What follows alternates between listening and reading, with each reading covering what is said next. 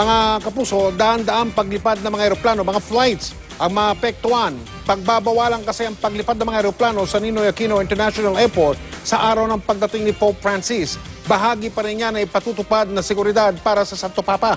At binabaklas na rin ngayon, yung pong malaking bilog doon sa malapit sa may Terminal 3, Circulo del Mundo po o ang pangalan noon. Malapit tapit sa Terminal 3 ng NAIA.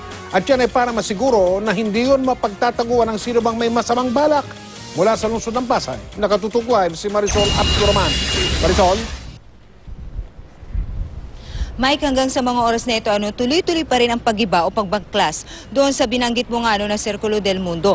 Bahagi pa rin ito sa paghahanda para sa pagdating ni Pope Francis sa January 15. Baka raw kasi, gaya nga na yung nabanggit Mike, pagkutaan ito ng mga masamang may balak kay Pope Francis.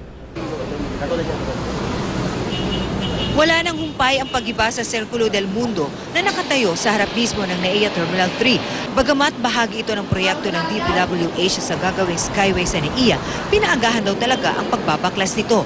Target nilang matapos bago pa dumating si Pope Francis sa January 15. At para matiyak ang seguridad ng pinakamataas na leader ng Simbahang Katolika, ipatutupad ang no-fly zone kung saan may aktibidad si Pope Francis gaya sa Luneta, Tacloban at University of Santo Tomas kung saan inaasahang magmimisa ang Papa. Expect that they will all follow these limitations, these flight restrictions para po sa kapayapaan ng loob ng nating lahat. Kasi it involves safety and security. No-fly zone din sa NAIA mula 5:50 ng hapon hanggang 6:50 ng hapon sa paglapag ni Pope Francis. No-fly zone din at walang operasyon sa Tacloban Airport mula alas 6 ng umaga hanggang alas 9 ng gabi maliban na lang sa entourage ni Pope Francis. Sa January 19 naman, bawal din lumipad sa umaga sa pag-alis ng Santo Papa. Ayon sa CAAP, malaki ang epekto nito sa air operation. Sa isang oras lang daw kasi na operasyon na katumbas ng 40 events o 20 na take-off at 20 na landing, maraming pasahero na ang apektado. Ang Cebu Pacific at Tiger Airways Philippines, nasa 200 domestic at international flights daw mula January 15 hanggang January 19 ang maaapektuhan. Sa Bacolod, Busuanga hanggang Zamboanga ang kasama sa 77 domestic flights. Biyahe Manila-Bangkok, Manila-Hong Kong, Manila-Incheon, Manila-Osaka at Manila-Nagoya naman ang international flights. Handa na rin daw ang kanilang mga tauhang nasa Air Traffic Service at Air Navigation Service sa tuloy-tuloy na operasyon sa NAIA bago at hanggang makaalis si Pope Francis.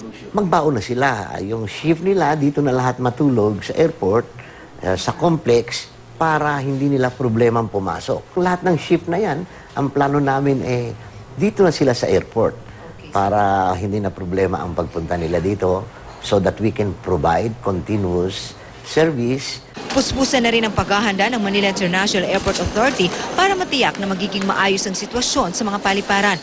Bukod sa mga isasarang kalsada, may mga bago rin silang ipapatupad sa mga paliparan. Tanging mga pasahero lang ang papayagan dito sa NAIA 3 sa araw mismo ng pagdating ni Pope Francis, 10 araw mula ngayon.